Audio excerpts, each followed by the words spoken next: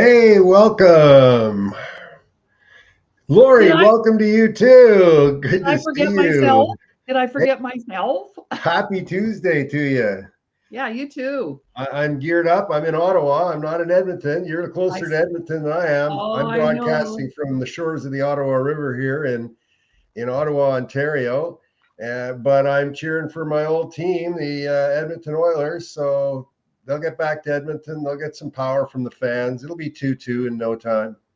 Well, I'm glad to hear that because, 35 years since we've seen the cup, I think it's time we showed up here somehow.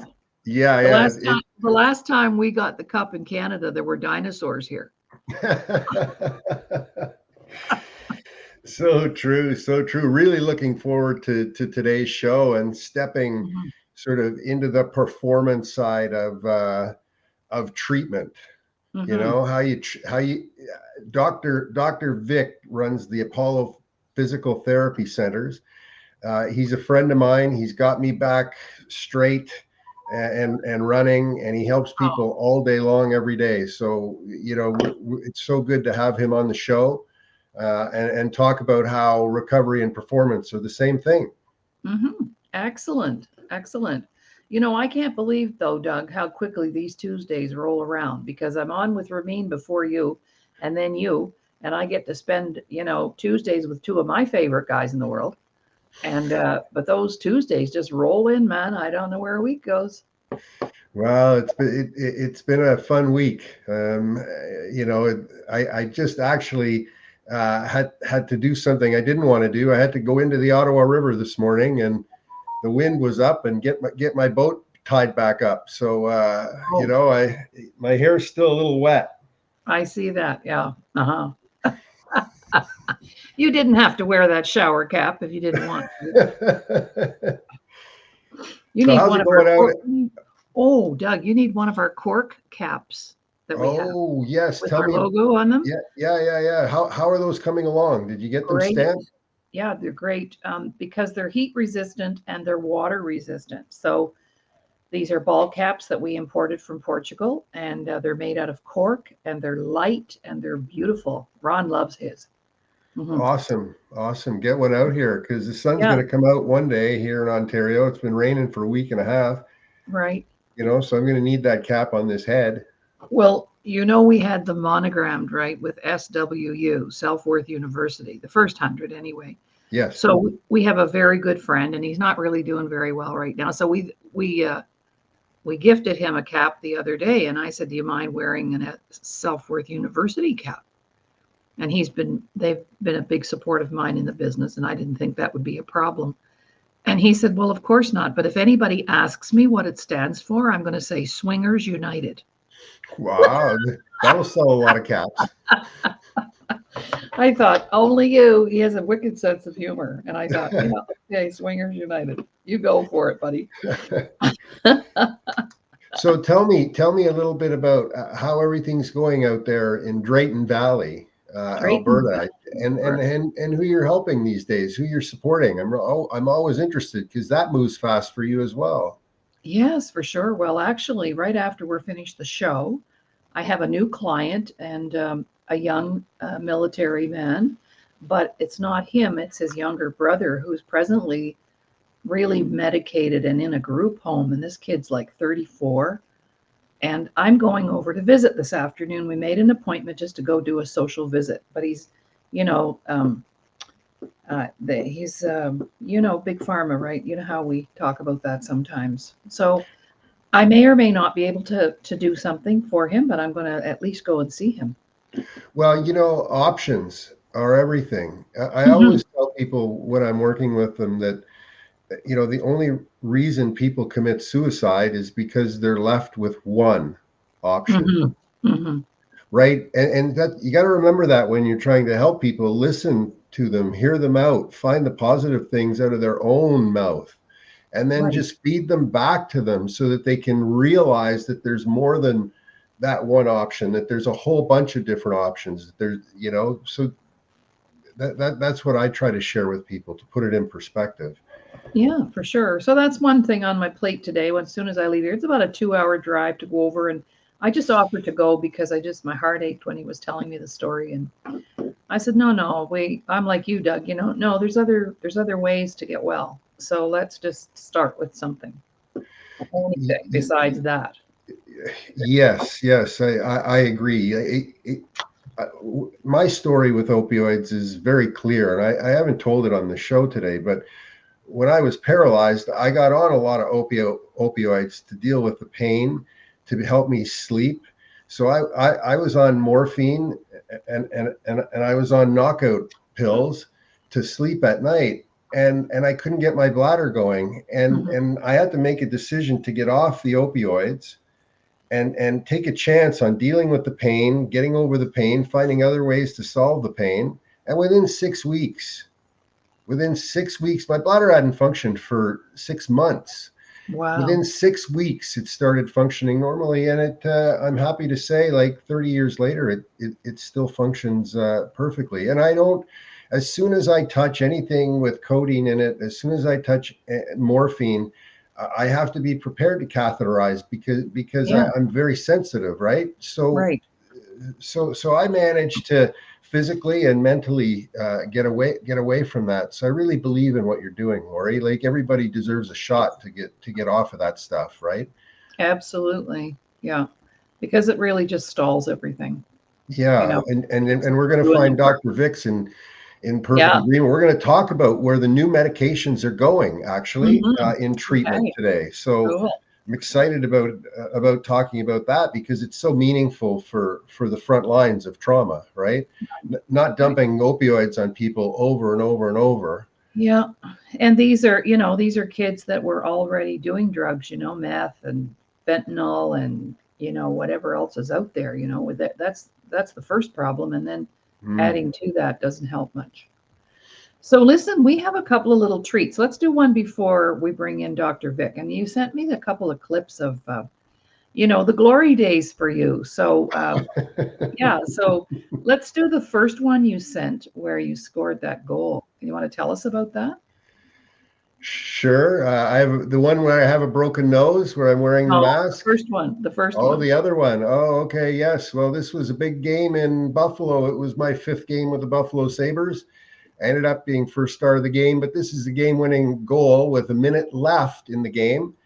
And then I scored again in the empty net to make it 4-2. So it was a big game. It demonstrates that even the great ones can have a bad day. Take a look. I love that. Buzzing around that Oiler net. Gretzky steals it behind the net, trying to make a play, a backhand shot. And Janicic makes the save on Gretzky. 16 seconds remaining.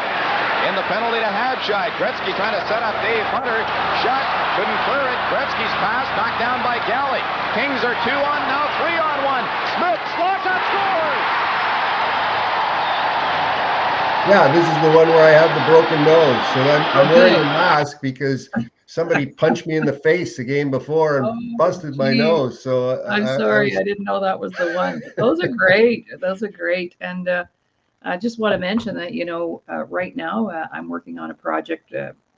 Jay has kind of put it in my hands, but I've already been successful and we're starting to sell some advertising spots and some sponsorships. So we have a special introductory offer for the first 3 months. Anybody that wants to advertise on this show, or of course my 5-day-a-week show, the Today Show, we broadcast every morning at 9 o'clock Mountain Time. So yeah, that's been exciting. That's something else I've been up to, Doug, that I haven't shared with you yet. So yeah, excellent. so Great news. yeah, Great so in news. the meantime, we're just filling in with. I took 3, unedited versions of some work that we're doing, and maybe we'll play one of those later on in the show if we have time. So let's just get busy right now and bring in our guest, Dr. Vic. We're so excited to have you here and honored that you could take time out of your busy schedule to be here with us today. So here we go. Dr. Vic, welcome to the show. Thank you for having me. Hey, Vic. I was going over your website and looking at your story. It's like it's this phenomenal story of getting better and then helping other people get better. Yes, I mean, as everyone goes through their own journey, everyone has to go through it. I mean, there's no getting through life without that hardship, that adversity. That's actually my most recent tattoo here is hardships are the pathway to peace. Oh, I love it. Hardships, number one, hardships we never forget.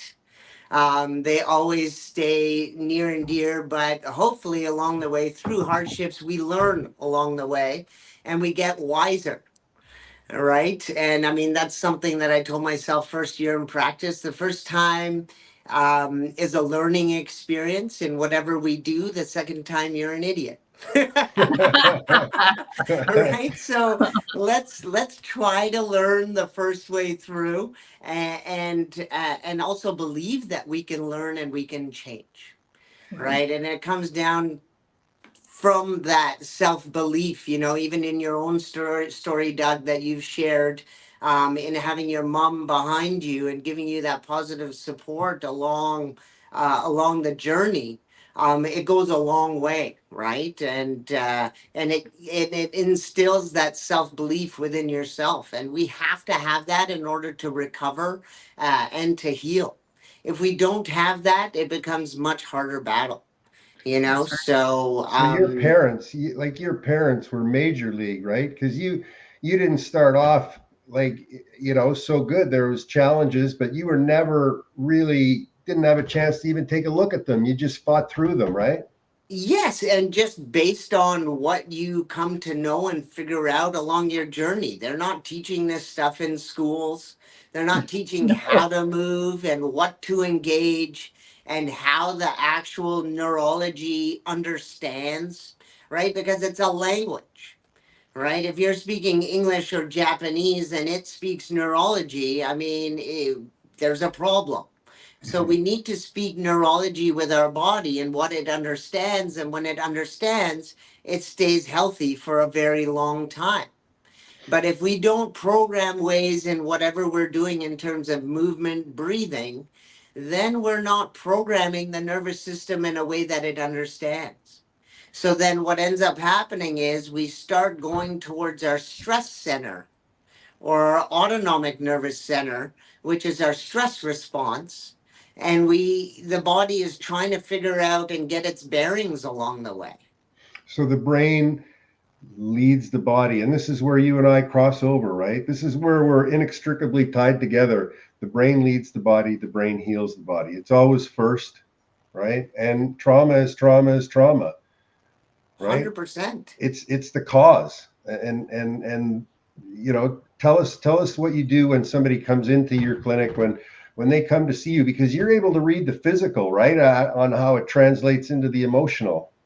Yes. And how it ties in together. I'll share with you kind of where the basis or what the basis of this was and kind of my own journey because Ah, it's all experiential. I mean, you can learn so much from the school system, but the school system hasn't changed like I don't know how many decades. And they're 150 years. right. So they're teaching the same stuff, and yet we're looking for a different result. We have to change with the times because people are different. Now, when I put my hands on patients when I first started my practice, so I've been practicing 21 years now. So when I first put my hands on patients, I could actually feel bodies. I could feel muscles. I could feel fluidity in bodies. Today, fast forward 20 years, everyone's body has a rigidity to it. And mm. it's not the same. I don't feel what I used to feel. And even in practice, I got discouraged because I was pushing through traditionally as a chiropractor with adjustments, pushing through kind of this resistance. The And myofascia, really, right? Yeah. yes, and it's the rigidity of our fascia, and that's what it comes down to. And now pushing through that wasn't getting the result because it's so rigid. So having gone through here, I'll share with you kind of what I went through in my own journey. Yeah. So and tying everything together. So as I was a kid, I had learning difficulties, so I had challenged reading. My mom was a librarian, and she was like, "What's up? My son doesn't read." But you know what? You could send me outside all day, and I could play all day and learn so much from the playing field. But yet, from a book. I find it so challenging to read words, put them together to form sentences, to form imagery, to figure out who's saying what. Forget about it. I'm lost. Right? So I never went down that path. So difficulty reading. I was going for weekly allergy shots because I had allergies to dust, pollen, all these things. I had developed asthma, so I had a asthma inhaler. I had irritable bowel. And then at the age of 12, I started developing severe back pain. Now, I went to the doctor and no x-rays were taken. And they told me it's just growing pains. Now, obviously, I haven't grown a lot. I'm 5'6". Well, I'm sitting down right now, but I'm 5'6". At most, I'm like 5'5.5". And so I didn't grow a whole lot. And then as I went on, I wasn't getting solutions from the traditional system. So then at the age of 14, I said, I'm no longer going to take any medications and go for these shots. I'm going to look in a natural means of figuring out what's going on with my body and figuring it out. So at the age of 11, or grade 11, sorry, I said, you know what? I'm going to change this healthcare system. And I was planning on going into medicine, but doing it in a natural means and go in and change this healthcare system. Now, as I got into second year university, I had some x-rays taken of my back. First time I had taken x-rays, and there's an extra bone growth in my back, which limits the movement of my left pelvis when I walk, when I move, my balance. So I was always, and it explained a lot because I was always good with sports and very aware and in tune. However, anytime someone touched me, I would go flying.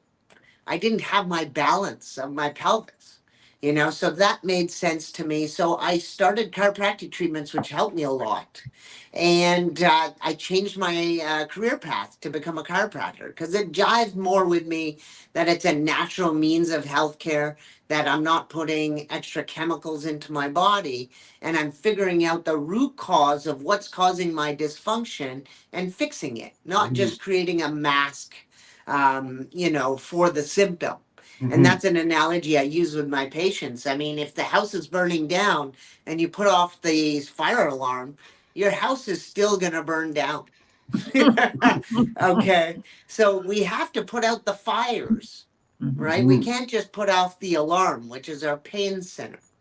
We really have to go in and figure out what the root cause is and then train the neurology with the language of neurology. Because the neurology's got you, and it grabs the myofascia, right? Which is like a plate that runs around our whole body. And as soon as it grabs it, it yanks the whole thing. It twists the whole thing, right? And you're able to see that. 100%. So the key thing for our nervous system is proprioception, like where our body's positioning is in space.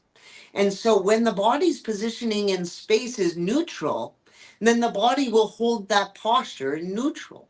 However, when the body is off, naturally the body will compensate to adjust for that change in terms of neurology. Doesn't mean it is the best for us in terms of longevity. However, it's the best for us because it's put us in the least compromised position. Okay. You follow me there? So Yes. it's protecting itself, but overall for longevity, it's not the solution. So in order to reprogram that, we have to train the neurology. So you said it's a language, right? Which is a great way to put it. And I think we should all be talking about it as language. I call it code, but code is really language, it's just computer language, right? So, but what a great way to put it for your patients and clients. That's something that every other practitioner could probably use too, if they're listening right now. That's something recently that I've started talking about, is the language that we're speaking to our brain.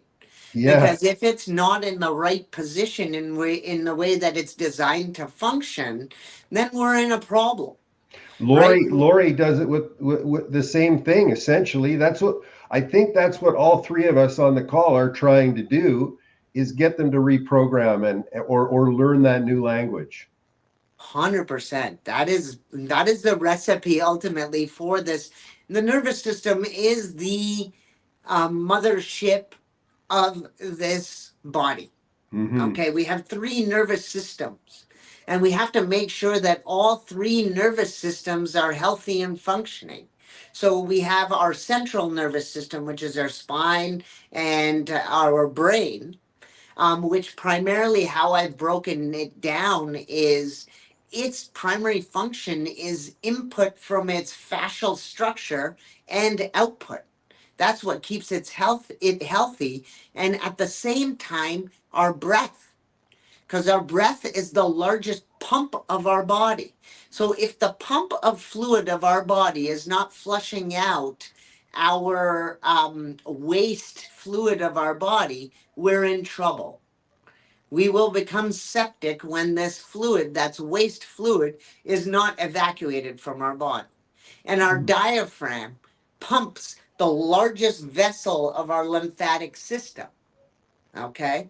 And then movement is a pump in itself. It pumps fluid through our fascial system to remove that fluid. So that's the central nervous system.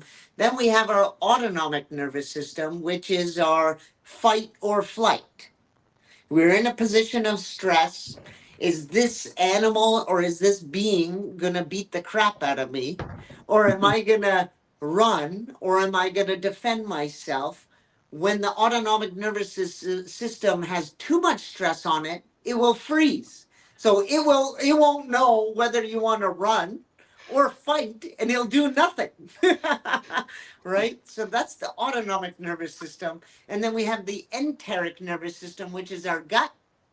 And a lot of people don't know that that is a nervous system in itself. And the gut is called the enteric nervous system. So it's in fact getting in touch with our gut feeling. However, when our autonomic nervous system is charged and we're not moving and breathing properly, our enteric nervous system is nowhere to be found. We don't go to instinct anymore. We go to our brain and our mind. We go to the Because, conscious. We go to this. Okay. Okay. yes, we go to what we know. Mm-hmm. Because what we have lost touch with is not functioning.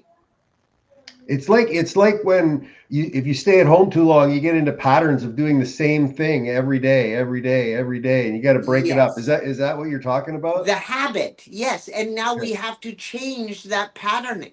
Mm-hmm. Mm-hmm. Right, through different means. It's also what you were talking on with your show with Newton, Jacob Newton, was it? Yes. You Yes. guys are talking about that as well, and it's not getting comfortable. Mm-hmm. Mm-hmm. And I always say comfort is death, because now we're not stimulating the whole system, we're stimulating what we're comfortable in stimulating. It's amazing, and I say no growth in comfort. Oh, there's It absolutely, it's fits. death in comfort. It's the opposite. And it's funny, it's not linear, right? Because when you're playing the game of going downhill, it goes down slowly and then all of a sudden it drops off. And the same is Exponentially. true with the uptake, right? It's not linear. People don't understand this, right? So you got to get on your horse and get educated on this stuff. Because look, the family doctor thing is real for everybody right now. There's a lot of people sticking their head in the sand, right? Mostly politicians. But tell me, what do you think is going to happen with chiropractic and all the other modalities that are out there? Well, I can share with you with what's happening in BC that I just came to know that they've amalgamated four regulated health bodies into one in BC. Mm.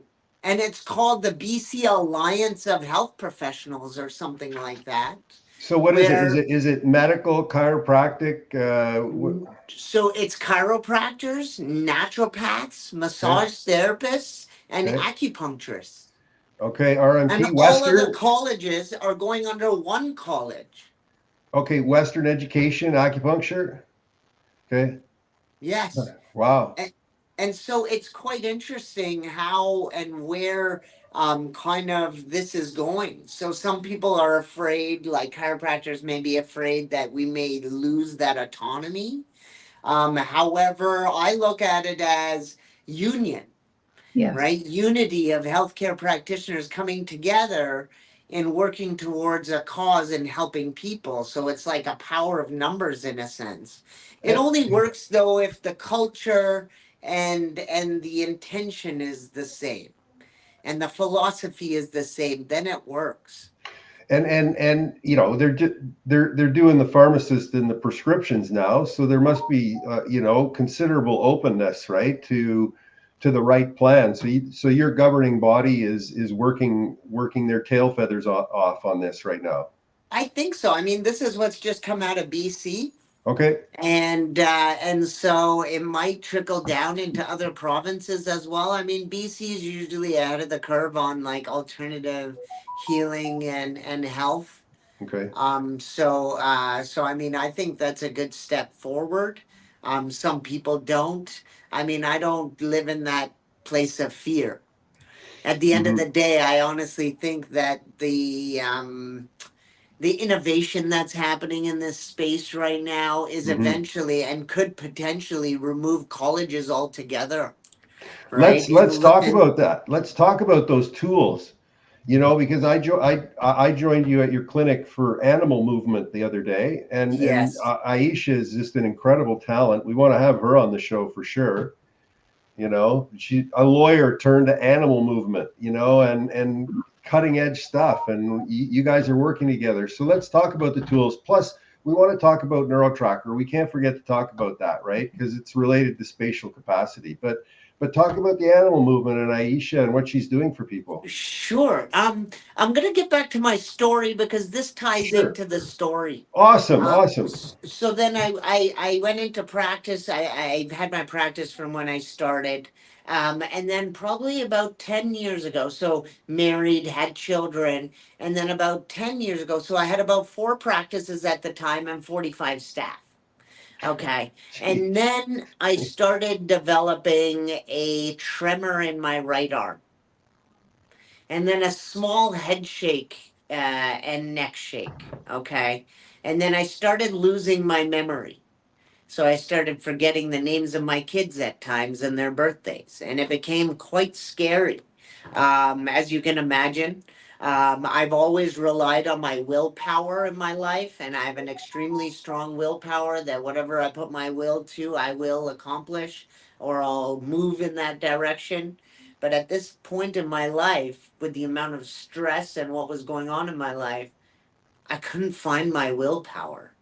And it was the most absolute scariest thing I've ever had to deal with. And Hmm. so that day I went and got a private MRI done. I got some blood work done, and I really started my journey of really taking a deep dive as to what is going on in my health. Deeper dive than I had in my previous years Hmm. because I had done things according to what I had learned in school, Hmm. right? According to treating the musculature and whatnot. I mean, fast forward, I had had five car accidents, multiple head injuries from when I was a kid as well. And then you add stress to that. And one thing that I didn't really register in the process was my birth process. And what we don't realize is the first 7 years of our living life is what really transpires into our later life. Whether it's psychology or physical trauma, it's what shows up later on and really is now an extrapolated version of what it started as. And so my birth trauma, I was born with a cord wrapped around my neck and with forceps. So for those that don't know, forceps are a metal clamp that grab the head if the baby is not coming out of the womb, and they will grab the head and force the baby out and pull the baby out. Now in my case, it didn't cut my head properly and it got me on the jaw. So this dimple here is actually a scar from the forceps, and my cheek Wow. is thin here. So it got me here and here. Somewhere here, it's still sensitive. So I was like black and blue in the first week. And then, I then started piecing together the puzzle on why I had cognitive dysfunction in my youth, Right. or why I was having digestive issues, or why I later on ended up having tremendous amount of anxiety where I was waking up every morning telling my wife, like, I don't know who I am anymore. And I was bawling my eyes out and really finding it a struggle to really piece things together. Mm. And so through that process, getting back to NeuroTracker, I was on the board for Brain Injury Canada. And Harry Zairns, who has since passed, was the president at that time. And he introduced me to Aaron Stiller with Mm-hmm. NeuroTracker. Mm-hmm. And so Aaron and I became great friends. And with NeuroTracker, um, it is just a phenomenal tool. And that is the first thing I started using in order to bring some degree of grounding to my brain again. Mm. And so Mm-hmm. NeuroTracker, I mean, Doug, you know, but I'll share with Laurie if you don't know. NeuroTracker is a tool that was developed out of the University of Montreal and by Dr. Jocelyn Faubert. He's a psychophysicist. So really essentially bringing tangibles or quantitative data to the mind.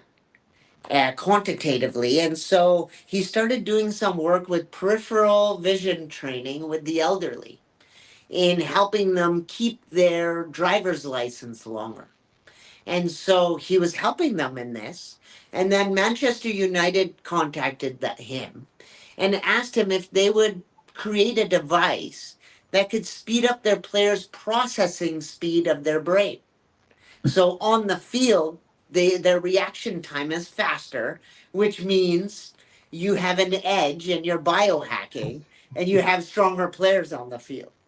Well, guess what? I mean, that was the case. And it actually extrapolated and went through all sports teams almost, where they started incorporating this training tool, which is wearing 3D glasses, following balls that move in 3D on a screen, and observing where 4 of those 8 balls are actually traveling and keeping them in full attention.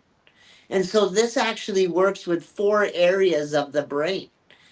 You know, one of them being memory, another area being executive functioning, another one being memory recall and object recognition. So and as well working on and improving peripheral vision function.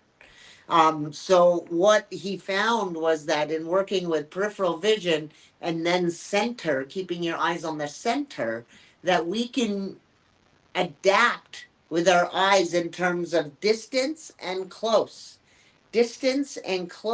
using our periphery. And this, in fact, reprograms our brain through the eyes. Now, the eyes are quite phenomenal in the whole neurology of the body because we have 12 nerves that come off the midbrain. So we have the brain, then the midbrain, then we have the spinal cord. And now those 12 nerves are called cranial nerves, okay, because they exit within the cranium. And 5 of those 12 nerves actually relate to the eyes. So Mm. for those that think the eyes aren't important, they're almost half of the neurology of our upper part of our nervous system. And when you increase spatial capacity, that's directly related to neurocognitive ability. So if you use NeuroTracker and you increase your spatial capacity, you actually get smarter by default. And no, I haven't talked about NeuroTracker on this show before, but I'm a practitioner and I've tested like 400 or 500 hockey players, and personally, within 6 weeks, I was able to quadruple my spatial capacity.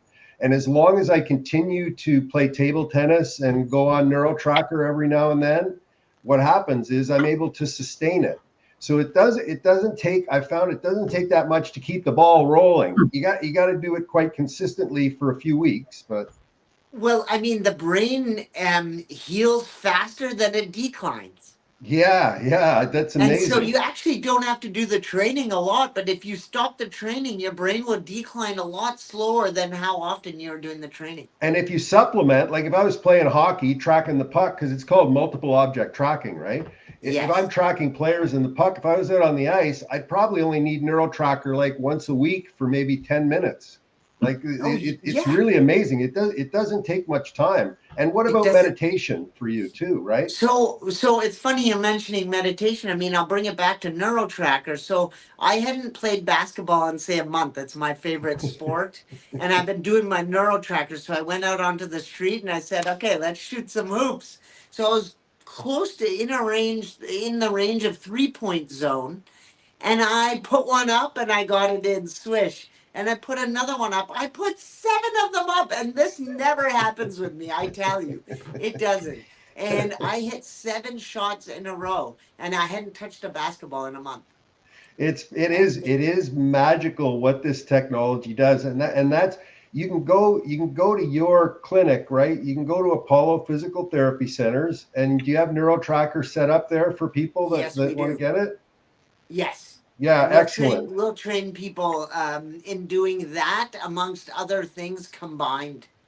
And the other thing I really want to mention, because it blows people's minds, is the whole concept of vertigo and being able to patch the space between conscious and subconscious thinking is another thing that's going on at the University of Montreal, right? That's one of the key programs that Dr. Faubert is working at. Like, so if you have people in your family that have vertigo, the ability to eliminate that is coming. It looks really good, right? Well, what happens is when the autonomic stress heightens, we will get some vertigo.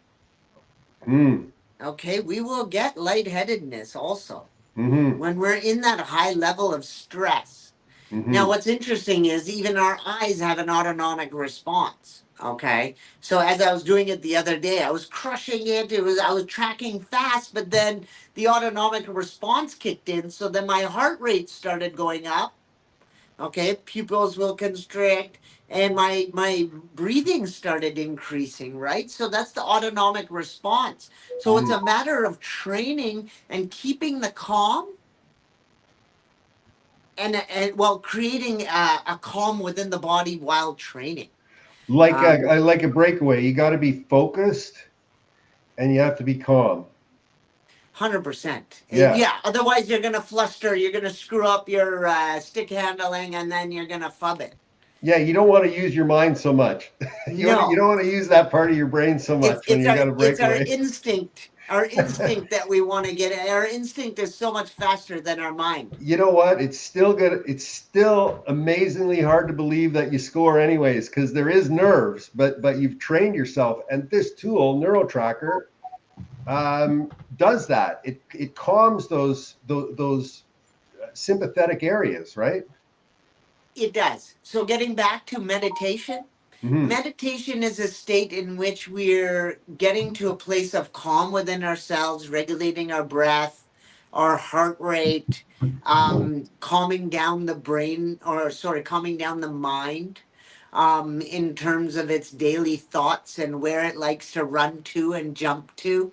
Mm-hmm. Right. So in meditation, so I started meditation probably in my early 20s. I was very blessed fortunate to being exposed to it, where we had a yogi that would come and stay at our house.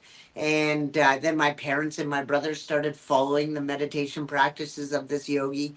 So I picked it up. I wasn't as religious in terms of the patterning and the process in terms of the postures of what he was doing, the yogi, but I did pick up the principles of meditation and yoga. And part of meditation is actually bringing your eyes center and up here, finding your third eye. And what's interesting is 2 of those 5 nerves that I was just talking about with the eyes, one is responsible for inwards gaze and one is for upwards. So now we're using one nerve for one activity and one nerve for the other. Mm-hmm. Okay, which is quite interesting. But meditation brings you in a state of presence Mm-hmm. where you don't want to be in the past, you don't want to be in the future. You want to appreciate with gratitude where you are currently at any given time. And Mm-hmm. so with NeuroTracker, the minute you start thinking something else, past, present, or whatever you have to do in your day, you've lost the tracking of the balls. So it in itself, what I feel is a form of meditation in itself, because you have to be in the present while you're tracking those balls. And if Agreed. you Agreed. lose it, you lose it. and the future for I think the treatment center realm for you, that's a big interest for you, right? I mean, the whole area of being able to bring people together to show them the tools that are safe. Maybe we just go through a few of the things that you're exploring right now. Tried and tested stuff, and they're not like, well, NeuroTracker is a tool on its own. Mm-hmm. But my treatment approach is not something that's like rocket science, to be honest. It's working with the neurology of the body based on a movement of the largest muscles of the body that hold a larger map or a larger place in the map of the brain. So if Mm-hmm. you have a larger muscle, it's going to occupy more of the brain. Mm-hmm. Makes sense? Yes, So it now does. if we look at the lower extremity and the lower part of our body, we look at the glutes, the butt, assology. Okay. I don't know if I can say that. Oh, yeah. Yeah. Yeah. Yes. But I feel like I'm teaching people assology 101.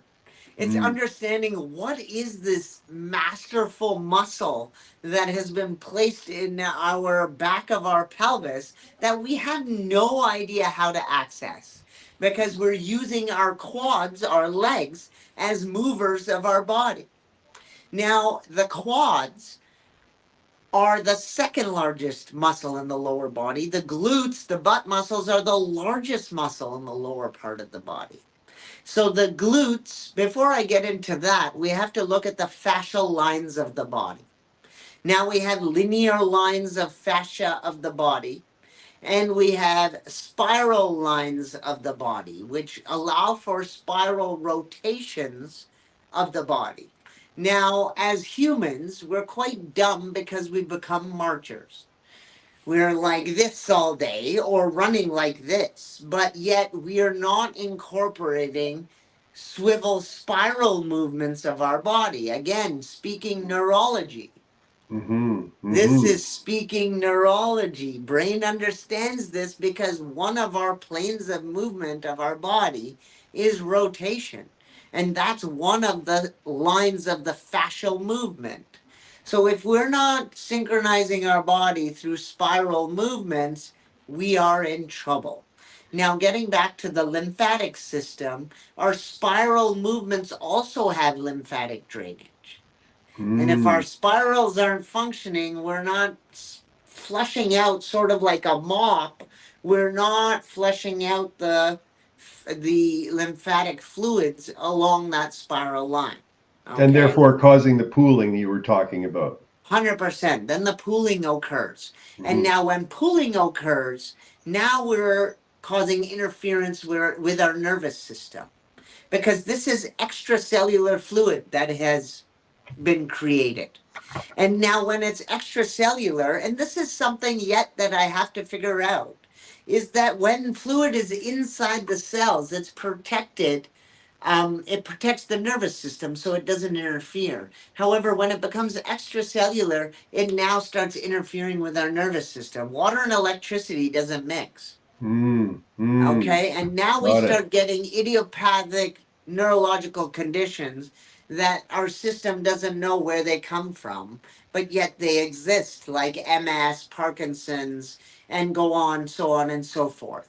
Mm-hmm. Right? ALS. Now we're looking at other conditions of the spine like AS, DISH, these sort of things. They're idiopathic, but yet we don't know where they're coming from.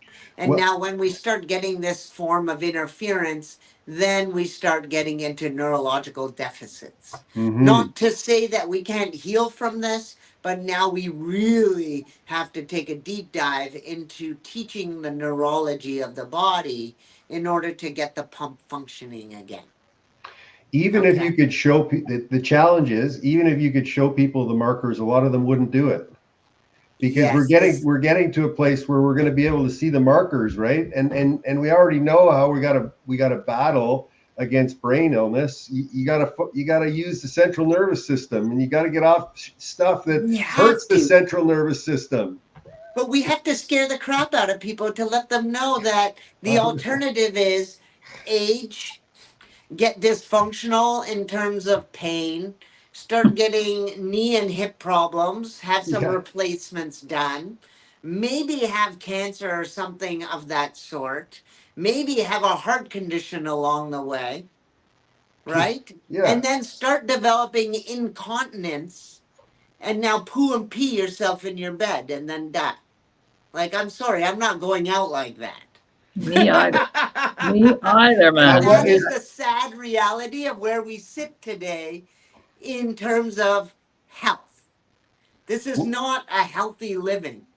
This is when is it too dreadful, late? to be honest. I don't want to live that way in my later years. When's it Screw too that. late? When's it too late? That begs the question. It begs the question. When is it too late? Because we all, like a lot of people listening to the show, they have fathers, mothers, grandmothers, grandfathers, and a lot of them are sedentary, right? And what you're talking about is like, when can you reverse this? How long? I And think at any point in time, as long as the body hasn't degenerated, okay, it can heal. As long as it's spoken to in neurology. yes, okay. And Okay. there's so few of us out there doing that right now. Where can people go to where would you recommend they go? Do you have any resources that people could Well, first off, where they should go is get their bum off the chair. Okay. And start moving those legs. Walking is all we need. go somewhere? Yes. Move. Well, Doug, last weekend we had our recovery summit, and I was sitting for 3 days, and I went on the air the next day and I said, I apologize if I stutter or I'm not speaking properly because I think I broke my ass on the weekend.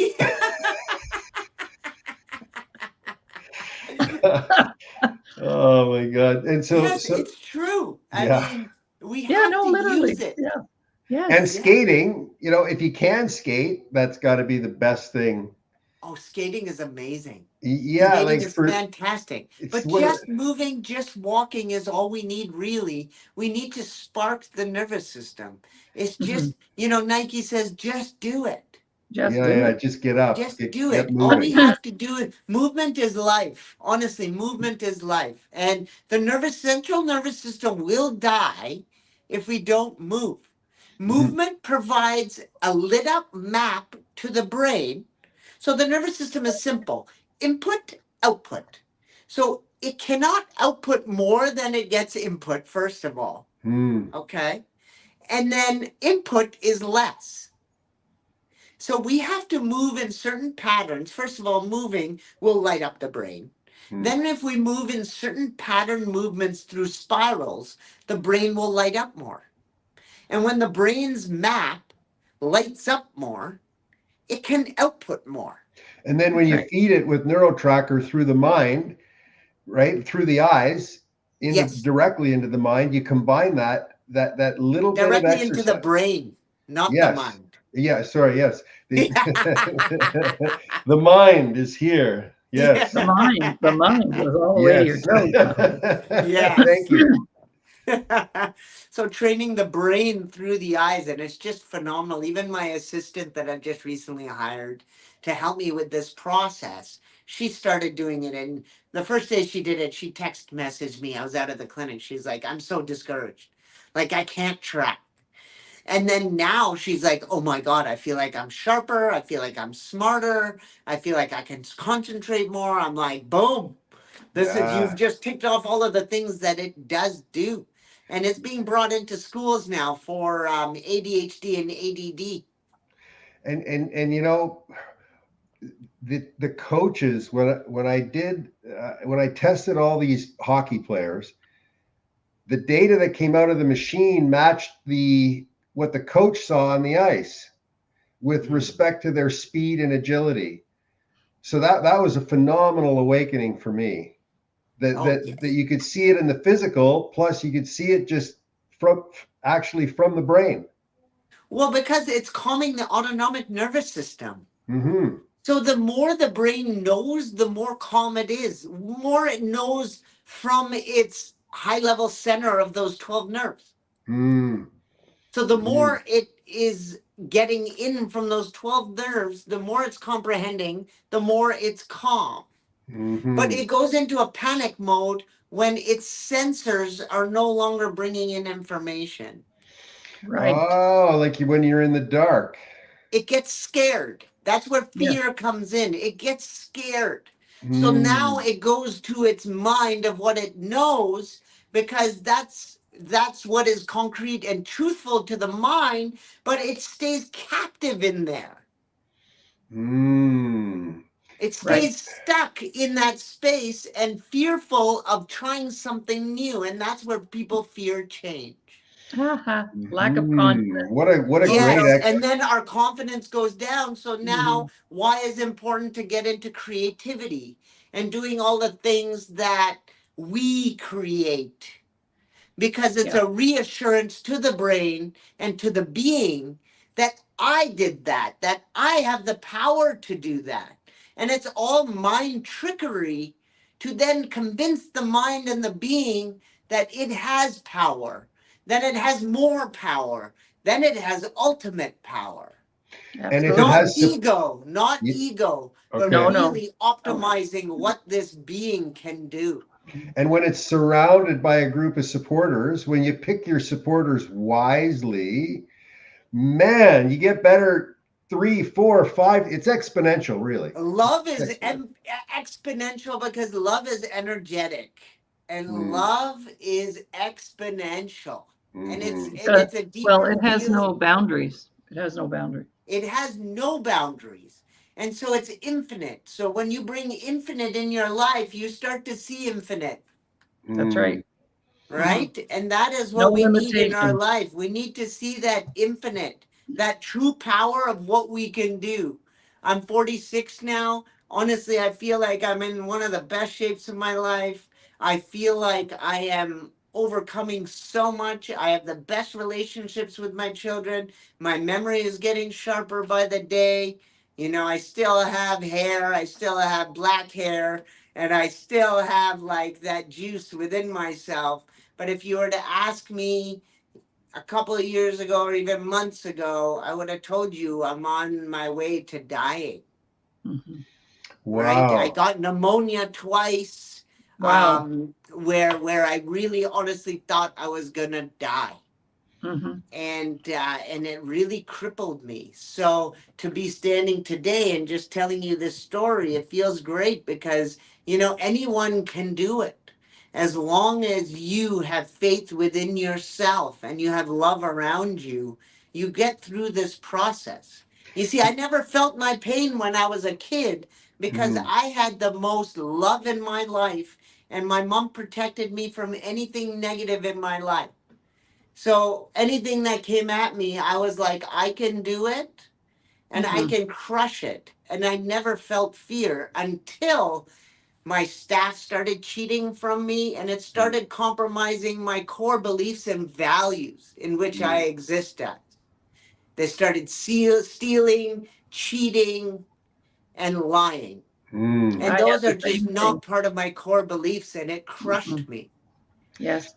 Because under my roof, this is happening. And it's happening to me where I no longer want to come into my own workplace because my staff are talking crap about me, and I'm just finished.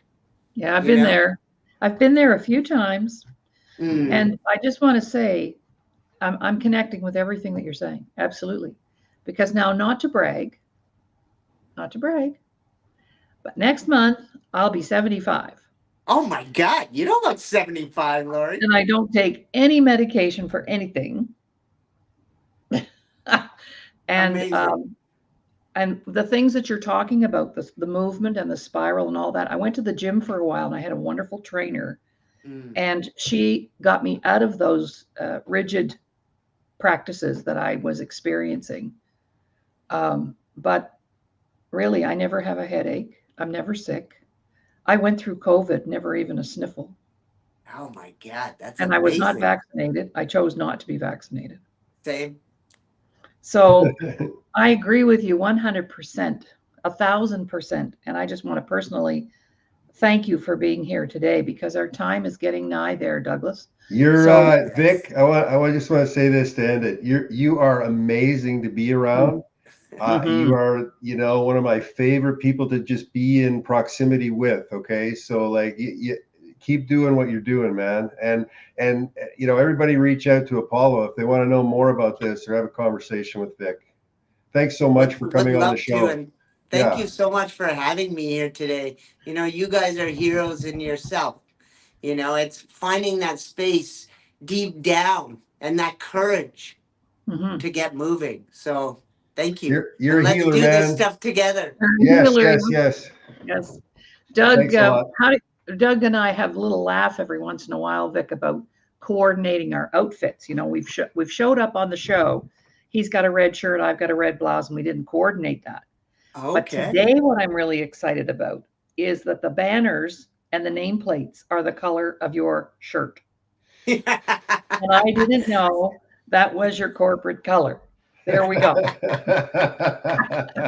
Boom. Okay, Doug, one more little hockey clip. Yeah, show this one. This is the game-winning goal. Even the great ones have bad days, okay? This is the game-winning goal. Wayne's on the ice with us here. What an effort by that line. Here's a look at it. It all started with Paul Coffey trying to dump the puck out of the zone and having it stopped at the blue line. Foligno makes a beautiful feed to Doug Smith, who only gets a piece of it. You can see that Grant Fuhr anticipated the puck coming further to his left, had his left leg stretched way out, and that let Doug Smith actually slip it between his legs. I think Fuhr probably anticipated the shot coming from far over to the left. Smith was closer than he had anticipated, and big work by Mike Foligno and Doug Smith. Doug Smith has just had a fabulous game for a kid that's had a lot of ice time, wanted to get out of Los Angeles, is now in Buffalo. Well, that was a happy way to end it. Yes, thank you so very much, Doug. And let's just go on our way out, and everybody have a fantastic day. I just love Dr. Vic. It's fantastic. You two take something from this and have a good one, Laurie. We'll talk to you later today. To you later. See you later.